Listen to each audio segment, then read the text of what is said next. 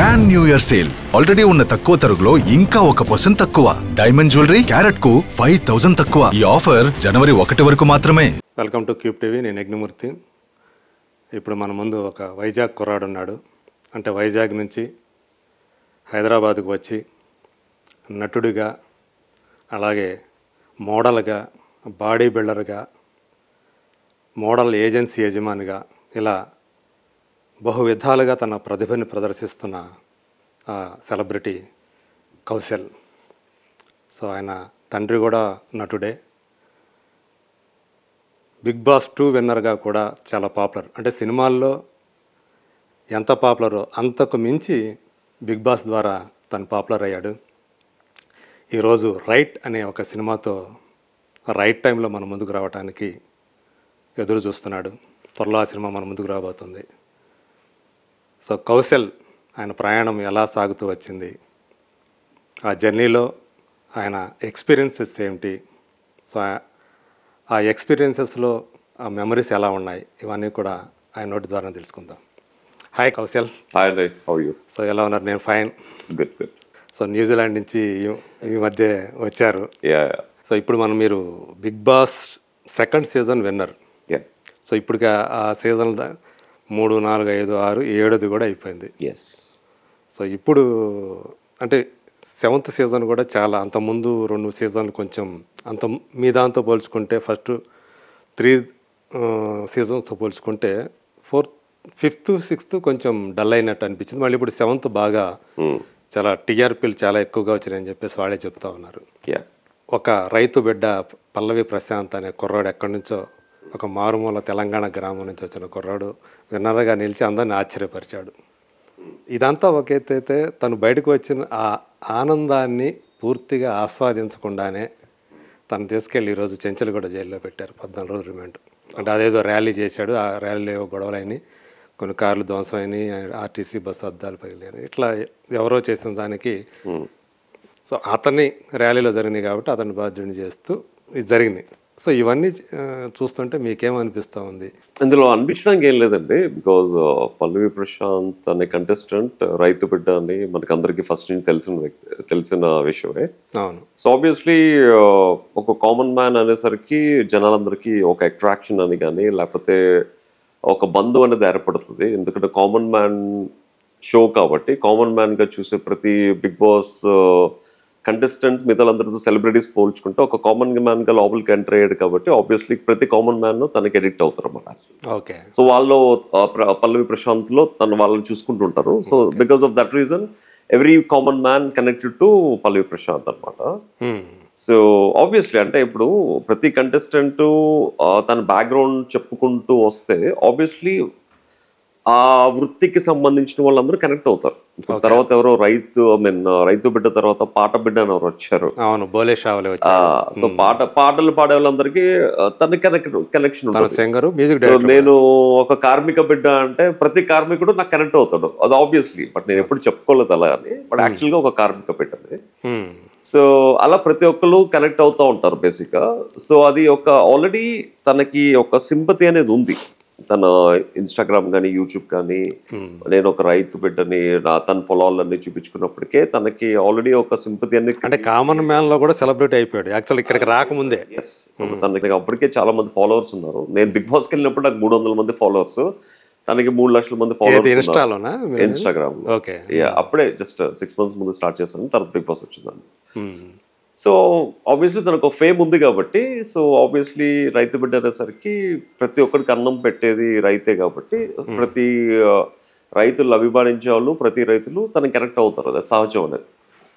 తర్వాత big boss నుంచి బయటకు వచ్చిన తర్వాత ఈ జరిగిన పరిణామాలు ఏవైతే ఉన్నాయో అవి కొంచెం బస్సులు గవర్నమెంట్ హాస్టల్ పగలగొట్టడం ఇలాంటివన్నీ కొంచెం బాధాకరంగానే ఉన్నాయి. అలాగే వేరే కంటెస్టెంట్స్ కార్లని ధ్వంసం చేయడం ఇలాంటివి కూడా. సో ఐ ఫెల్ట్ బ్యాడ్ అనమాట అవన్నీ చూసి. ఎందుకంటే అభిమానించే వాళ్ళు అభిమానాన్ని రకరకాలుగా తెలుపుకునే అవకాశాలు ఉన్నాయి. వాళ్ళ అభిమానం ఉంటే 10 మందికి ఫ్రూట్స్ పంచో లేకపోతే పేదలకి బియ్యం పంచో వాళ్ళ అభిమానాన్ని తెలుపుకోవచ్చు. ఇలా బస్సులు పగలగొట్టి ఇలా చేయడం వలన వాళ్ళ అభిమానం వలన అభిమానించే వాళ్ళకి ఎఫెక్ట్ పడుతుంది. సో పల్లవి ప్రశాంత్ కూడా పాపం అదే అయిందని నేను అనుకుంటున్నాను. అండ్ అక్కడ పోలీసులకి తనకి మధ్య ఎలాంటి సంభాషణ జరిగిందో మనకు తెలియదు కాబట్టి, సో ఒక బిగ్ బాస్ గెలిచిన ప్రతి వ్యక్తి బయటకు వచ్చినప్పుడు ఆ ఫీల్ అనేది ఉంటుంది. నా కోసం ఇన్ని రోజులు నా కోసం ఓటు వేశారు, నా కోసం ఇన్ని రోజులు నా కోసం కష్టపడ్డారు, నా కోసం అక్కడ వెయిట్ చేస్తుంటే నేను ఇలా దొంగదారిని వెళ్ళిపోవడం ఏంటి, వాళ్ళందరికీ ఒక్కసారి నా చిరునవ్వుని చూడాలి, నన్ను చూపించాలన్న కుతూహలంతో ఆబ్వియస్లీ వీళ్ళు వద్దన్నా మన మనసు లాగేస్తూ ఉంటుంది అటు సైడ్ వెళ్ళి వాళ్ళు చూడాలని. సో మేబీ నాకు కూడా అలాగే లాగింది డెఫినెట్గా. ఎందుకంటే కొన్ని వందల మంది మా ఫ్లాట్కి అన్నపూర్ణ స్టూడియో నుంచి బైక్స్ మీద వచ్చినప్పుడు కింద సెక్యూరిటీ గార్డ్ ఎవరిని లోపలికి పంపించిపోతే నేను బయటకు వెళ్ళి అక్కడ ఉన్న వందలాది జనాలకి ప్రతి ఒక్కరికి సెల్ఫీ ఇచ్చి నా కోసం ఇంత దూరం వచ్చారని అందరినీ కలుసుకుని వచ్చాను అనమాట. యాక్చువల్ మీ టైం నుంచేనా అన్నపూర్ణ స్టూడియోలో పెట్టింది? ఫస్ట్ వేరే చోట పెట్టారు కదా, ఫస్ట్ అవుట్డోర్ లుకన్ వాలలో అయింది. సెకండ్ నుంచి నా సీజన్ తోనే ఇక్కడ స్టార్ట్ అయింది అనమాట అన్నపూర్ణ స్టూడియోస్. అదే ఓకే. దీనివల్ల కూడా ఏదండి అంటే దీనివల్ల అంటే ఇది ఒక సెంటర్ లో ఉండటం కూడా దీనికి ఇలాంటివన్నీ ఏంటంటే ఒక రిమోట్ ఏరియాలో ఉండాలి, సంబంధం లేని ప్లేసెస్ లో. సో అక్కడ ఎవరు గెలిచినా ఇక్కడికి వచ్చినప్పుడు అక్కడ నుంచి ఎయిర్పోర్ట్ నుంచి డైరెక్ట్ గా ఇంటికి వెళ్ళిపోతారు, కానీ ఈ స్టూడియోలు ఈ ట్రాఫిక్ మధ్యన పెద్దగా ఉండదు అనమాట actually. So that's the reason Hindi వాళ్ళు కూడా ఎక్కువ they love to do there in Pune అనమాట యాక్చువల్లీ ఇలాంటి సెట్స్ అన్ని. కాకపోతే దూరంగా ఉంటే బెటర్ యాక్చువల్గా ఇలాంటి బిగ్ బాస్ లాంటి షోస్ అన్ని. ఎందుకంటే వాళ్ళని ఒక 4 walls మధ్య నిర్బంధిస్తారు కాబట్టి 100 రోజులు. అలాంటి ఒక రిమోట్ ఏరియాస్ లో ఉంటే వాళ్ళకి కూడా సిటీకి దూరంగా ఉన్నాం అన్న ఫీలింగ్ తో ఇంకా ఒరిజినాలిటీ అనేది బయటకు వస్తుంది. ఇక్కడ సిటీలో ఉండడం వల్ల ఏమవుతుంది అంటే, అరే చుట్టుపక్కల అందరూ మనోళ్ళు కదా, నేను ఆడుతున్నప్పుడు నాకు జస్ట్ ఒక 4 అడుగులు వేస్తే నా ఆఫీస్ అనమాట, నేను రోజు తిరిగే ప్లేస్ అనమాట. అంటే మన ఇక్కడే ఉన్నాం కదా ఫీల్ ఉంటుంది. ఆ ఫీల్ ఉండకూడదు బిగ్ బాస్ కి. యాక్చువల్లీ బిగ్ బాస్ కి ఏంటంటే ఇది యాక్చువల్గా 1984 ఒక నవల ఆధారంగా చేసిన కాన్సెప్ట్ కాబట్టి ఆ నవల కూడా చెప్పేది ఏంటంటే, తెలియని మనుషుల్ని కెమెరాలు పెట్టి మనుషుల సమాజంలో ఉండే మనుషుల్ని ఎలా ఉంటారో చూపించే షో అన్నమాట. రియల్ ఏంటి అసలు.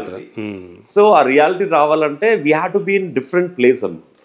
అదే వేరే ప్లేస్ అప్పుడు దాకా మేబీ ఐ థింక్ ఈ పరిణామం తర్వాత మేబీ నెక్స్ట్ సీజన్ నుంచి మేబీ సిటీకి లేకపోతే వేరే ఊర్లో పెడితే బాగుంటుంది, పెడతారేమో అని ఆలోచిస్తున్నాం. అంటే ఫినాలా వచ్చేసి ఆల్మోస్ట్ లైవ్ లాంటిదే కాబట్టి, అప్పుడే జరిగేది కాబట్టి, ఎవరైతే ఫైనల్స్కి వస్తారో ఆ సెలబ్రిటీల ఫ్యాన్స్ అందరూ అక్కడికి వచ్చేసి సో మొత్తం గుమిగుడిపోయి అసలు తెలియకూడదు యాక్చువల్గా ఎవరికి బిగ్ బాస్ ఎక్కడవుతుందో కంటెస్టెంట్స్ దగ్గర నుంచి ఎవరికి తెలియకూడదు. అప్పుడే కదా మనకి రేపు ఎవడో ఎలిమినేట్ అయిపోతుంటే ముందే తెలుస్తా ఫన్ అయి ఉంటుంది యాక్చువల్గా. అవును. సో జనాలకి ఏంటంటే ఆ థ్రిల్ కూడా ఉండాలి. టెక్నీషియన్స్ ద్వారా తెలిసిపోతున్నాయి. టెక్నీషియన్స్ కూడా they have to be very strict. అసలు మనం ఎక్కడ ఉన్నాం ఏం చేస్తున్నాం ఎవరికి తెలియకుండా ఉంటేనే ఆ బిగ్ బాస్ షోలో ఇంకా మజా అనేది ఎంజాయ్ చేస్తారు జనాలు యాక్చువల్లీ.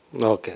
సో మీరు అంటే మీ షో కాకుండా ఆ తర్వాత జరిగిన కూడా ఫాలో అవుతూ ఉంటారా అసలు బిగ్ బాస్? మోస్ట్ ఫ్రీ ఉన్న టైంలో డెఫినెట్ గా ఫాలో అవుతానండి. ఇది ఫాలో అయ్యారా? ఇది నేను 7th ఒక 4 weeks ఫాలో అయ్యాను. సో తర్వాత నేను I went out of country అనమాట. సో నేను అంటే అనాలిసిస్ చాలా బాగా చేస్తాను అనమాట. సీజన్ 3 నుంచి కూడా నేను చెప్పినవి 100% జరుగుతాయి.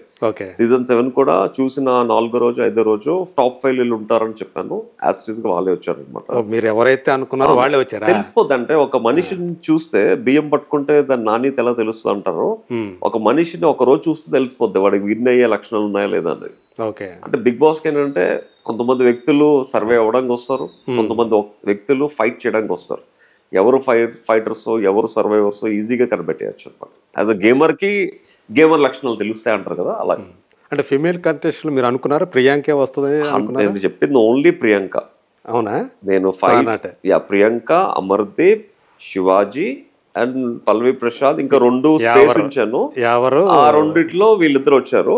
బట్ మిగతా అర్జున్ టాప్ 5 లో లేడు కాబట్టి టాప్ 5 లో ఎవరు వచ్చారో వాళ్ళు చెప్పాను, వాళ్ళే ఉన్నారు 100%. ఓకే. కానీ మీ ప్రొడిక్షన్ లో ఫస్ట్ విన్నర్ అని ఎవరు అనుకున్నారు? తెలిసిపోద్ది మనకి. ఎప్పుడైతే మనం ఒక వీడియో పెడతామో ఆ వీడియోకి ఎక్కువ లైక్లు ఎవరు వస్తే వాళ్ళే విన్నర్. సింపుల్. అంతేనా? అంటే మీరు పెట్టారా, చూసుకున్నారా ఏంటి అవి? నేను యూజువల్గా అందరి గురించి నా ఒపీనియన్స్ చెప్పాను. సో నా ఒపీనియన్స్ చెప్పిన దాంట్లో పల్లవి ప్రశాంత్కి ఎక్కువ వ్యూస్ వచ్చాయి అనమాట. Okay. So I think it's not only there. ఇప్పుడు మన యూట్యూబ్ ఛానల్ ఒక ప్రోమో పెడితే ఎవరి గురించి ఎక్కువ కామెంట్స్ వస్తాయో they are the winners actually. Easy prediction actually. అంటే నిజంగానే ఇది అంటే మధ్యలో యూటర్న్ అయ్యి నాకులాగా ఏమన్నా అవుతే తప్ప యూజువల్గా ఏంటంటే ఒక వ్యక్తి ఎవరైతే ఎక్కువ ఫాలోవర్స్ ఉండి ఎక్కువ రిసీవ్ చేసుకుని ఎక్కువ కామెంట్స్ ఎక్కడ జనాల నుంచి ఏదైతే వస్తున్నాయో ఆ కంటెస్టెంట్స్ ప్రోమో కింద యూజువల్గా వాళ్ళే విన్నర్స్ ఉంటారు. మధ్యలో ఎవరన్నా పీక్ లెవెల్లో గేమ్ ఆడితే తప్ప యూజువల్గా వాళ్ళ విన్నర్స్గా బయటకు వస్తారు. ఇప్పుడు అంటే కౌశల్ అప్పుడు విన్నర్ అవటంలో నేను విన్నర్ అని ఎవరు తెలియదు యాక్చువల్గా. కౌశల్ ఆర్మీ చాలా ప్రధాన పాత్ర పోషించింది అని చెప్పేసి అంటారు. అంటే ఫ్యాన్స్ అనే వాళ్ళు ఆబ్వియస్లీ ప్రధానంగా ఉంటున్నాయి కదా. అట్లా ఇక్కడ కూడా అమర్దీప్కి మంచి ఫ్యాన్ ఫాలోయింగ్ ఉంది. తనకి నిజంగానే జనాల ఓట్స్ ఆధారంగానే అక్కడ విన్నర్ ఎక్కువగా విన్ అయ్యే ఛాన్సెస్ ఉంటాయా? లేదండి, ఇక్కడ బిగ్ బాస్ కంటెస్టెంట్కి వచ్చినప్పుడు అందరూ పాపులర్. శివాజీ గారు ఆబ్వియస్లీ చాలా సినిమాలు చేశారు అతను. సో ఆబ్వియస్లీ తనకి it's very famous personality. Even అక్కడ హౌస్ లో కూడా తనకి జనాల నుంచి చాలా పాజిటివిటీ వచ్చింది. సో అంత అంటే అక్కడ ఉన్న వాళ్ళందరూ తన ముందు బచ్చాగలరు నిజంగా చెప్పాలంటే. సో అలాంటి క్యాడర్లో ఉన్న వ్యక్తి కూడా బిగ్ బాస్ లో పార్టిసిపేట్ చేసినప్పుడు ఆబ్వియస్లీ ఫ్యాన్ పరంగా చూస్తే అతనే వెళ్ళాలి. బట్ ఇక్కడ ఏంటంటే గేమ్ పరంగా చూస్తారు అండ్ సానుభూతి ఎక్కువ వర్కౌట్ అవుతుంది. అంటే ఒక కామన్ మ్యాన్ సానుభూతి లేకపోతే అలా అంటే ఇప్పుడు నా గేమ్ ఈజ్ టోటలీ డిఫరెంట్. అదొక డిఫరెంట్ కమర్షియల్ ఫిల్మ్, ఇదొక డిఫరెంట్ ఇమోషనల్ ఫిల్మ్ అనమాట. We cannot compare both the seasons actually. Okay. So అంటే మీరు అప్పుడు విన్నర్ అవటంలో క్రెడిట్ ఎవరికి ఇస్తారు చెప్పండి మీరు? ఇట్స్ కంప్లీట్లీ ప్రజల షో. ఇది Bigg Boss is not contestant show. Contestants లోపల తోలు బొమ్మలు మాత్రమే. They are just toys. Remote తీసుకుని ఆడేదంతా ప్రజల గేమ్ ఇది. బిగ్ బాస్ అనేది ఎవరికి తెలియదు ఇది యాక్చువల్గా. అందరు కంటెస్టెంట్స్ లోపలికి వెళ్తే వాళ్ళు కష్టపడి గెలుస్తారు, కష్టపడి ఆడతారు అనుకుంటారు, కానీ వాళ్ళు ఓన్లీ ఆడతారు. ఆడించేదంతా ప్రజలే. ప్రజల చేతిలో రిమోట్లు ఉంటాయి త్రూ ద ఓట్స్. వాళ్ళు ఆడిస్తే ఆడే టాయ్స్ అనమాట కంటెస్టెంట్స్ అనేవాళ్ళు. ఓకే. సో అంటే మీకు పల్లవి ప్రశాంత్ మీద అలాంటి ఒపీనియన్ కలగటానికి అంటే అతను విన్నర్ అవుతాడు అని మీరు దాదాపు ఫైనలిస్ట్ అవుతాడని చెప్పేసి నమ్మారు కదా. ఆ నమ్మటానికి అతని మీద మీకు ఎలాంటి ఆ నమ్మకం కలగడానికి కారణం ఏంటి? సానుభూతి. అంటే ఇతను జనం సానుభూతి పొందుతాడని మొదట్లోనే అనిపించింది. అంటే ఒక కామన్ మ్యాన్ గా లోపలికి వెళ్ళినప్పుడు ఆ కామన్ మ్యాన్ కి అప్పటికే తన సోషల్ మీడియా ద్వారా చాలా మంది ఫాలోయింగ్ ఉన్నప్పుడు ఆబ్వియస్లీ ఒక కామన్ మ్యాన్ ని గెలిపించుకోవాలి, దాంతోపాటు ఒక రైతు బిడ్డను గెలిపించుకోవాలన్న థాట్ జనాల్లో స్ప్రెడ్ అయినప్పుడు అది మనం ఎవరు ఆపలేం. అంటే ఎప్పుడు జరగలేదు. అంటే నా సీజన్ లో కూడా ఫస్ట్ కామన్ మ్యాన్ ఇంట్రడ్యూస్ చేసిందే సీజన్ 2లో.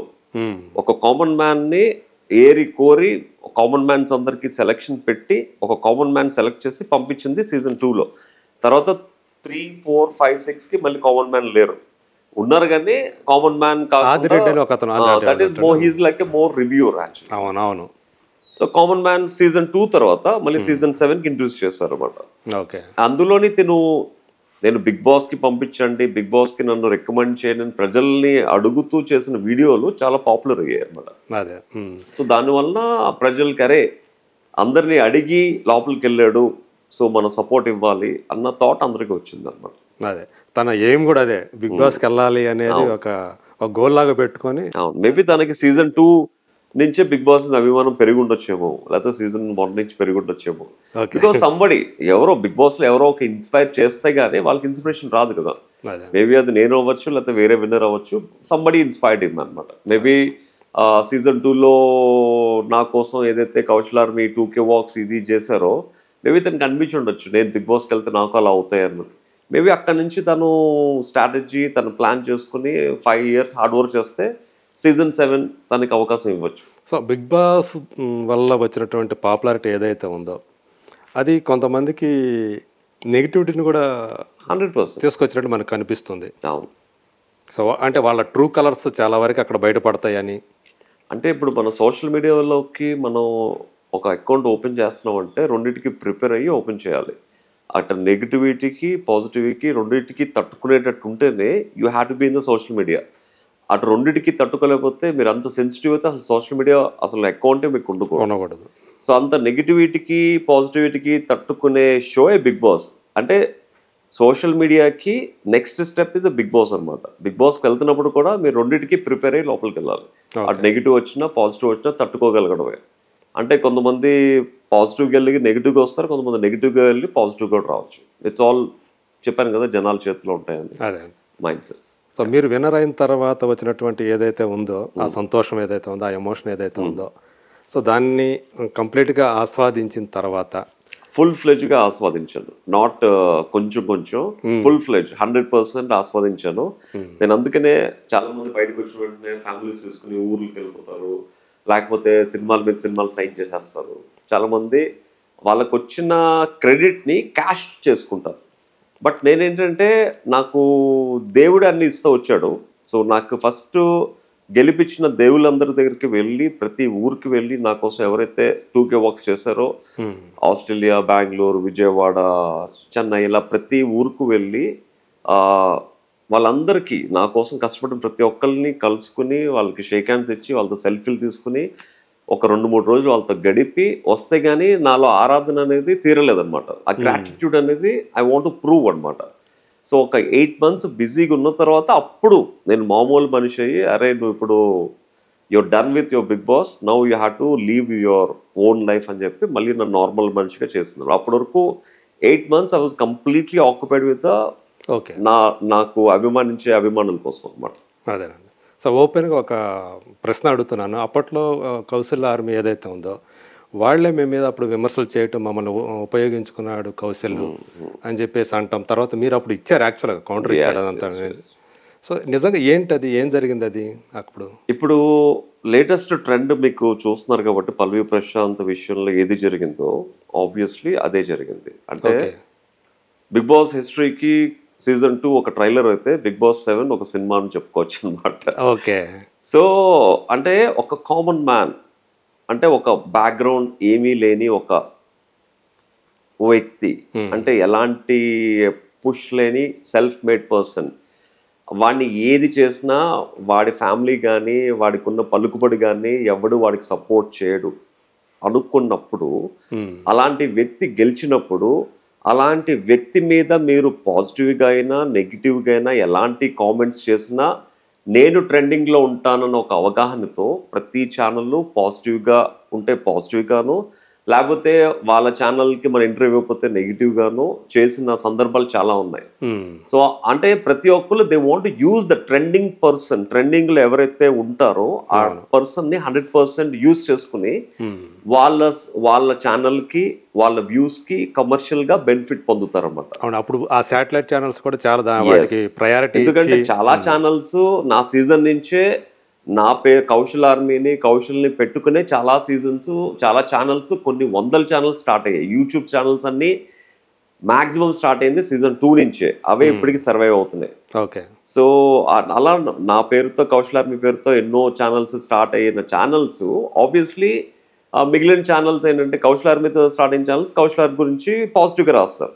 ఎప్పుడైతే వేరే ఛానల్స్కి మనం మొక్కు చూపించలేదు వెళ్ళడానికి, ఆబ్వియస్లీ వాళ్ళు ఏం చేస్తారు, ఏదో ఒక టాపిక్ని రేస్ చేసి వీడికి ఏదో ఒకటి గెలకాలి మా ఛానల్కి రాలేదని చెప్పి ఏదో ఒక విధంగా గెలికి మనల్ని బ్యాట్ చేయాలని చూస్తారు. సో అప్పుడు అదే జరిగింది అంటారు? అది 100% అదే జరిగింది. అంటే ఒక మనిషి పాపులర్లో ఉన్నప్పుడు ఆ మనిషికి ఎలాంటి సపోర్టు లేదని తెలుసుకున్నప్పుడు ఆ మనిషిని కిందకి దించడానికే మానవ ప్రయత్నం అనేది ఆటోమేటిక్గా జరుగుతూ ఉంటుంది వాటి వెనక.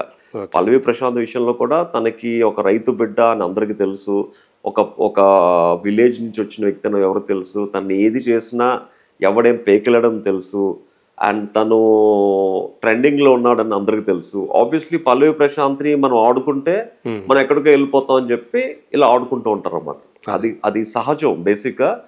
అది మన ఇండియాలోనే ఎక్కువ అవుతూ ఉంటాయి. ఒక వ్యక్తి ట్రెండింగ్లో ఉన్నప్పుడు వాడిని చీల్చి చెండాడి వాడిని నాశనం చేసేంత వరకు వీళ్ళు బతికుంటారు, అంటే వీళ్ళు తట్టుకోలేరు, నిద్రపోరు. యా అలా ఉంటారు అన్నమాట. సో పల్లవి ప్రశాంత్కి నెక్స్ట్ అతని లైఫ్, అంటే అతనికి వచ్చిన పాపులారిటీ ఏదైతే ఉందో దాని తర్వాత ఏం చేయాలనే క్వశ్చన్ కూడా అతనికి ఉంటుంది. దాన్ని ఎలా నిలుపుకోవాలి, ఫర్దర్గా ఏం చేయాలని చెప్పి. సో ఇప్పుడున్న అతని ఆ క్లిష్ట పరిస్థితిని రేపు పొద్దున అతను రిమాండ్ నుంచి బయటకు రావచ్చు, మీరిచ్చే సలహా ఏంటి? ఈ జైలుకి వెళ్ళడం వల్ల తనకి 100% పాజిటివ్ వస్తుంది తప్ప నెగిటివ్ ఉండదు యాక్చువల్గా. తనకి ఇంకా సింపతి అనేది ఇంకా ఎక్కువ పెరుగుతుంది యాక్చువల్ నిజం చెప్పాలంటే.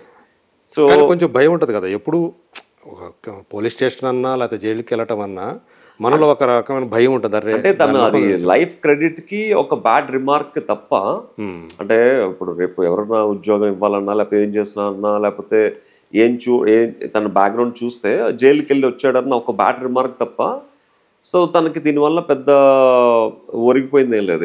It's like a positive only. But తను బయటకు వచ్చి ఏం చేయాలన్నది అది మీరు తనతో ఇంటర్వ్యూ చేస్తే బెటర్ తెలుస్తుంది యాక్చువల్గా. ఎందుకంటే తన మనసులో ఏముందో మనకు తెలియదు కాబట్టి. So he might have some different plans. ఎందుకంటే తను ఒక యాక్టర్ కాదు కాబట్టి, ఒక ఇన్ఫ్లుయెన్సర్ కాబట్టి మేబీ తను ఆ పొలం చూసుకుంటూనే ఇంకా మేబీ 10 మందికి హెల్ప్ చేసేవాడుగా రావచ్చు, లేకపోతే తను స్వతహాగా ఏదైనా బిజినెస్ చేసుకోవచ్చు. Anything might happen.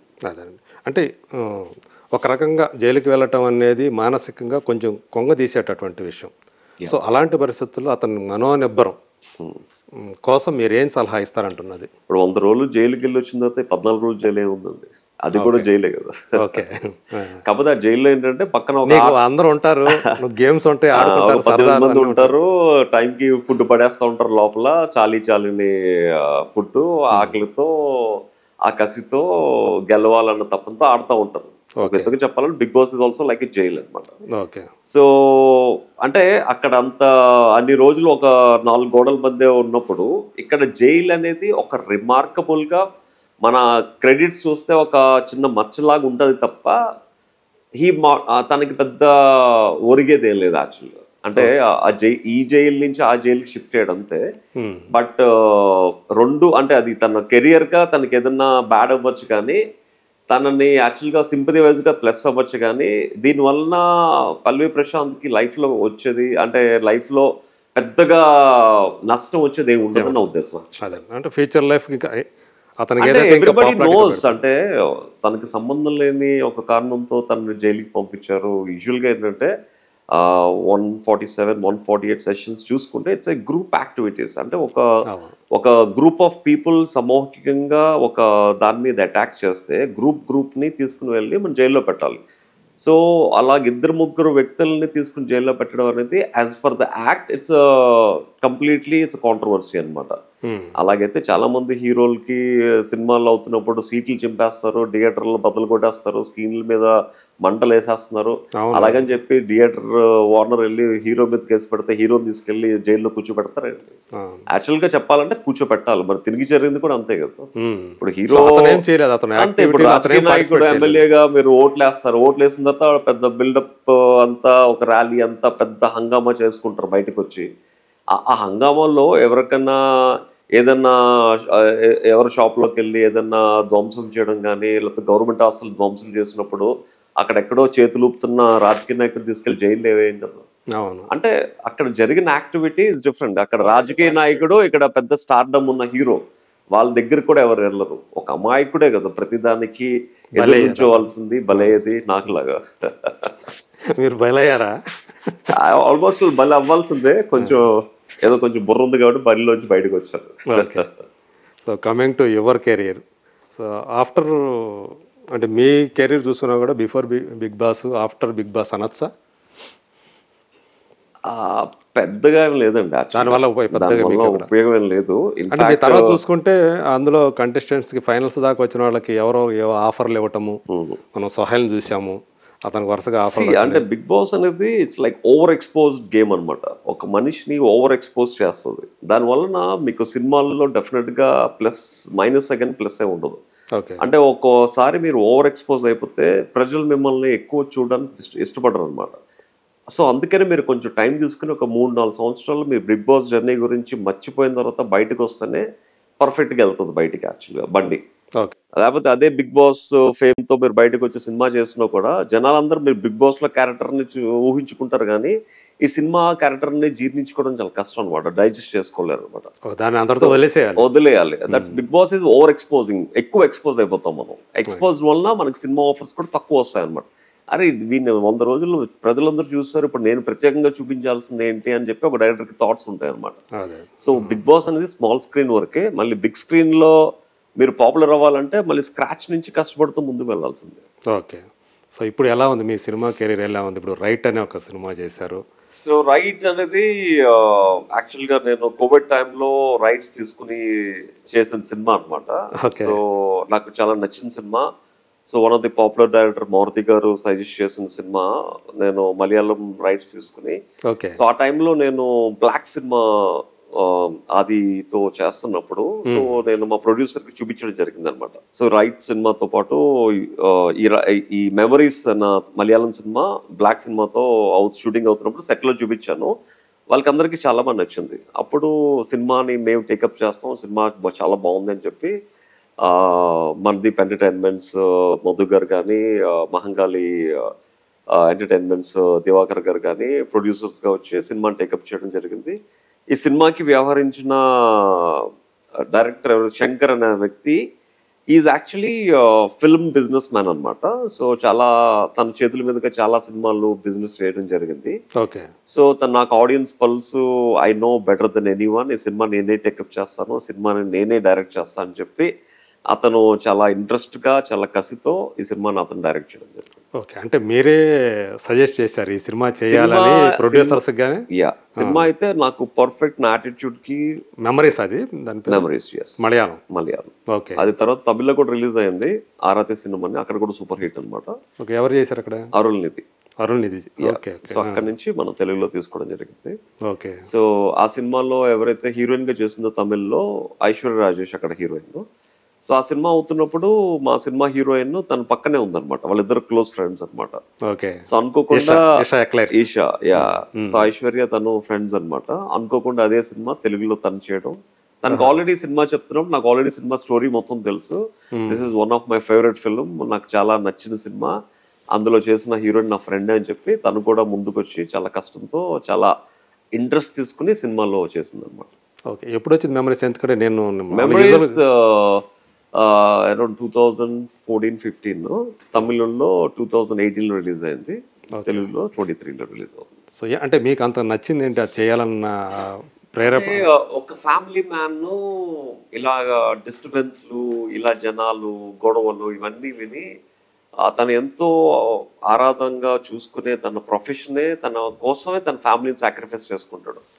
ఆ ఫ్యామిలీ ఎప్పుడైతే, ఒక ఫ్యామిలీ మ్యాన్ తన ఫ్యామిలీ ఎప్పుడైతే సాక్రిఫైస్ అయిపోతుందో ఆబ్వియస్లీ తనకి ఇంకా ఆ డిప్రెషన్లోకి వెళ్ళిపోయి, చాలా మంది కాప్ స్టోరీ అంటే ఫిట్ గా మంచి దృఢంగా ఉంటారు అనుకుంటారు, కానీ ఇక్కడ కాప్ ఏంటంటే మొత్తం పొద్దు నుంచి రాత్రి వరకు లేచిన నుంచి పడుకునే తాగుతూనే ఉంటాడు. ఆ డిప్రెషన్లో బాధల్ని తట్టుకోలేక ఎప్పుడు వాళ్ళ ఫ్యామిలీని తలుచుకుంటూ కృంగిపోయే వ్యక్తి కథ అనమాట ఇది. సో అలాగా, అంటే ఒకప్పుడు స్ట్రిక్ట్ ఆఫీసర్, ఒక ఏసీపీ క్యారెక్టర్, ప్రజలు అభిమానించి ప్రజలు గ్యాంగ్స్టర్స్ భయపడే క్యారెక్టర్ ఎప్పుడైతే ఫ్యామిలీని పోగొట్టుకుంటాడో విల్ బి కంప్లీట్లీ డిప్రెస్డ్ అనమాట.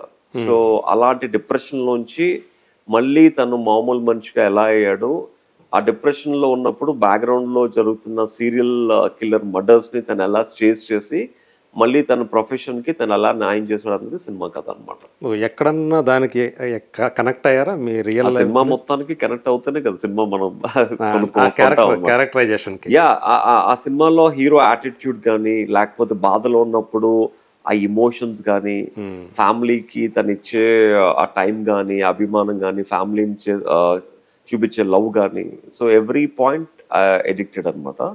సో ఒక యాటిట్యూడ్ తో ఉన్నప్పుడు, ఒక అగ్రెసివ్ లో ఉన్నప్పుడు నేను ఎలా ఉంటానో నేను ఆ సినిమా చూసినప్పుడు ఆ హీరోలో నేను చూసుకున్నాను అనమాట. సో సేమ్ థింగ్ అన్ని చూసి పర్ఫెక్ట్ గా ఉంటది నాకు అనుకుని తీసుకున్న సినిమా అనమాట. Okay, so 30th release? Yeah, December 30th releasing. అంటే పెద్ద సినిమాలతో మా సినిమా కూడా రిలీజ్ చేస్తున్నాం. So hoping for the best. So మీకు అంటే ఈ జర్నీలో, మీ జర్నీలో అంటే మీరు విశాఖపట్నం ఏదో మీ పేట ఏది ఏదో మారుతి నగర్ అట్లాంటిది ఏదో ఉంటుంది? నేను పుట్టింది పెరిగింది నా ఇంటర్ వరకు నేను చదువుకున్నంత బిహెచ్పి టౌన్షిప్ అనమాట. ఓకే. సో మా ఫాదర్ బిహెచ్పి టౌన్షిప్ లో, బిహెచ్పిలో ఒక ఎంప్లాయీ, వన్ ఆఫ్ ద ఒక కార్మికుడు అనమాట. ఓకే. సో మాకు ఆ కార్మికులందరికీ బిహెచ్పి టౌన్షిప్ లోనే క్వార్టర్స్ ఉంటుంది అనమాట. ఇక్కడ బిహెచ్ఎల్ లాగా. సో నేను పుట్టింది, పెరిగింది, స్కూలింగ్, కాలేజ్ మొత్తం గాజువాక్ ఎంత దూరం ఉంటుంది? గాజువాక్కి ఒక 1-2 కిలోమీటర్స్ అంతే. ఎగ్జాక్ట్లీ. ఇది అక్రెడ్డిపాలెం, నాతేపాలెంకి పక్కన అనమాట. ఇది మీకు ఒక టెంపుల్ ఉంటుంది రోడ్డు మీద వెళ్తుంటే. సో బిహెచ్పి టౌన్షిప్ ఆపోజిట్ అనమాట. మింది, తొంగలం ఇవన్నీ ఉంటాయి కదా అవన్నీ. సో అక్కడ నుంచి బయలుదేరిన కుర్రాడు ఇక్కడికి వచ్చి హైదరాబాద్లో ఈ స్థితికి రావడానికి ఏమైనా కష్టాలు పడ్డా? చాలా కష్టాలు పడ్డా అంటే రోజు పడేదే కష్టం యాక్చువల్గా. సో మేజర్ కష్టం అన్న. అంటే నా జర్నీ కూడా ఇట్స్ లైక్ నాకే చాలా ఇంట్రెస్టింగ్ ఉంటుంది. నేను అంటే ఈ స్టేజ్ బ్యూటిఫుల్ కథ అవుతుంది యాక్చువల్గా. అంటే నేను చిన్నప్పుడు అది చెప్పాను కదా, నేను పెరిగింది అంతా టౌన్షిప్ లోనే. నేను చిన్నప్పుడు అంతా నేషనల్ బ్యాడ్మింటన్ ప్లేయర్ అనమాట. సో నేను ఆ బ్యాడ్మింటన్ పోటీలకు వెళ్ళేది, ప్రాక్టీస్ చేసేది అంతా మా బిహెచ్పి టౌన్షిప్ లోనే. సో మాకు ఒక లైబ్రరీ ఉంటుంది, క్లబ్ ఉంటుంది అనమాట. సో క్లబ్ లో మ్యాగజైన్స్ అన్ని ఉంటాయి. అప్పుడు ఇంకా సెల్ ఫోన్స్ ఏమీ లేవు, ఇంటర్నెట్ ఏమి లేవు అనమాట. అసలు మ్యాగజైన్స్ అనమాట. సో మ్యాగజైన్స్ లో చూస్తూ ఉంటే మోడల్స్ ఫొటోస్ ఉంటాయి అనమాట. సో ఎవరికి తెలియకుండా ఒక్కొక్క పేజీని చింపేసుకునేవాడు అనమాట. సో ఆ పేజీలన్నీ తీసుకుని, ఇప్పుడు ఫోన్లో మనం ఎలాగ గ్యాలరీ సేవ్ చేస్తామో నేను ఒక ఫైల్లో సేవ్ చేసుకునేవాడిని ఆ పోస్టర్లన్నీ చేసుకుని. మా ఫాదర్కి ఎవ్రీ 6 monthsకి కంపెనీ వాళ్ళు క్లాత్ ఇస్తూ ఉంటారు అనమాట, బట్టలు కుట్టించుకోమని for employment. Blue colour fitter ఇట్లాంటి జాబ్ ఫిట్టర్ యాక్చువల్లీ. సో ఆ క్లాత్ తీసుకెళ్ళి నాకు నచ్చిన డిజైనింగ్ ఒక టైలర్ పక్కన కూర్చుని డిజైన్ చేసుకునేవాను అనమాట యాక్చువల్లీ. చేసుకుని జగదమ్మ అంతా తిరిగి అక్కడ ఏదో ఫోటో స్టూడియో కనిపిస్తే, సో లక్కీగా 2-3 ఫోటో స్టూడియో కనిపిస్తే ఒక ఫోటో స్టూడియో దగ్గరికి వెళ్తే అందులో కూడా ఒక యంగ్ ఫెలో అనమాట, నాకులాగా around 15-16. I was trying this the age of 16 నుంచి ట్రై చేశాను. సో సేమ్ ఏజ్ ఒక 19-20 years ఉన్న ఒక అబ్బాయి ఫోటోగ్రాఫర్ అనమాట. సో మా ఇద్దరికి సింక్ అయింది. సో నేను ఇలా బట్టలు తెచ్చుకోవడం, ప్రతి ఆదివారం ఒక కర్రల సంచులు బట్టలు పట్టుకెళ్ళి బస్సు ఎక్కి వెళ్ళి ఫోటోషూట్ చేసుకోవడం, వాడి ఫోటోలు తీయడం. ఆడికి తెలియని ఫోటోగ్రఫీతో ఒక 100 ఫోటోలు తీస్తే 2-3 బాగా వచ్చాయి అనమాట. సో 2-3 ఒకసారి గ్రాసిమ్ మిస్టర్ ఇండియా పోటీలు అవుతూ ఉంటే, మోడలింగ్ పోటీలు, దాన్ని పంపించడం జరిగింది. దాన్ని సెలెక్ట్ అవ్వడం జరిగింది. సో అక్కడి నుంచి లైఫ్ చేంజ్ అయింది అనమాట. సో అనుకోకుండా ఆ పోటీలో ఐ వాజ్ ద యంగెస్ట్ అనమాట. సో 18 yearsకి ఆ పోటీలో పాల్గొన్నాను. సో అందులో బాడీ బిల్డ్ చేయడం ఉంది. అంటే నేను ఏజ్ ఆఫ్ 16 నుంచి నేను బాడీ మీద మంచి కాన్సన్ట్రేట్ చేశాను. అంటే అప్పటికి నాకు ఒక క్యూట్ గా ఒక చిన్న అబ్బాయి లాగా, అప్పటికి అందరు ఇంత హెవీ బిల్డింగ్ వేసుకుని లాంగ్ హెయిర్ వేసుకుని చాలా మంది ఉండేవారు అనమాట పోటీలో. But I was the cutest.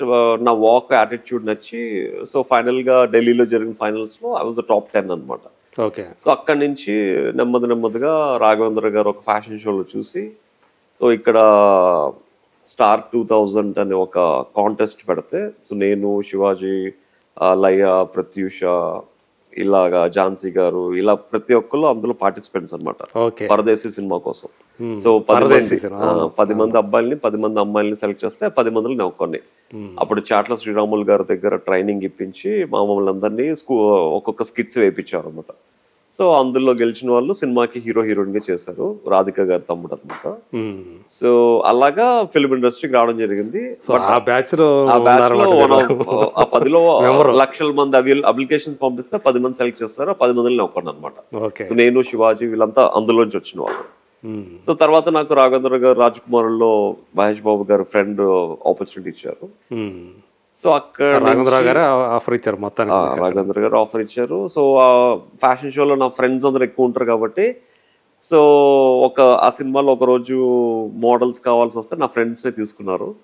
ఇంకా నా ఫ్రెండ్స్ని తీసుకున్న దగ్గర నుంచి అక్కడి నుంచి నా ఫ్రెండ్స్కి కూడా ఒక అవకాశం కల్పించేటట్టు తయారయ్యాను. కాబట్టి ఫ్రెండ్స్ అందరి కోసం మోడలింగ్ ఏజెన్సీ పెడితే బాగుంటుందని చెప్పి, నాలాగా కష్టపడుతున్న ప్రతి ఒక్కరి కోసం హైదరాబాద్ లో ఒక మోడలింగ్ ఏజెన్సీ స్టార్ట్ చేశాను.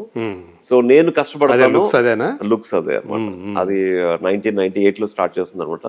First modelling agency in Hyderabad అనమాట. శాంతి శిఖర్ అపార్ట్మెంట్ లో, సోమాజీ కూడా ఒక చిన్న ఒక రూమ్ లో అనమాట. సో అక్కడ స్టార్ట్ చేసినప్పుడు, నేను మీకోసం కష్టపడతాను, నేను మీకోసం ప్రతి సినిమా ఆఫీస్కి వెళ్తాను, మీరు నా దగ్గరకు వచ్చి మీ కష్టం, మీ పోర్ట్ఫోలియో ఇవ్వండి చాలు. సో నేను వెళ్ళిన ప్రతి సినిమా ఆఫీస్కి మీ పోర్ట్ఫోలియో చూపించి మీకు పని వచ్చేటట్టు చేస్తానని చెప్పి కొన్ని వందల మంది మోడల్స్కి నేను అవకాశం కల్పించాను అనమాట నా మోడలింగ్ ఏజెన్సీ ద్వారా.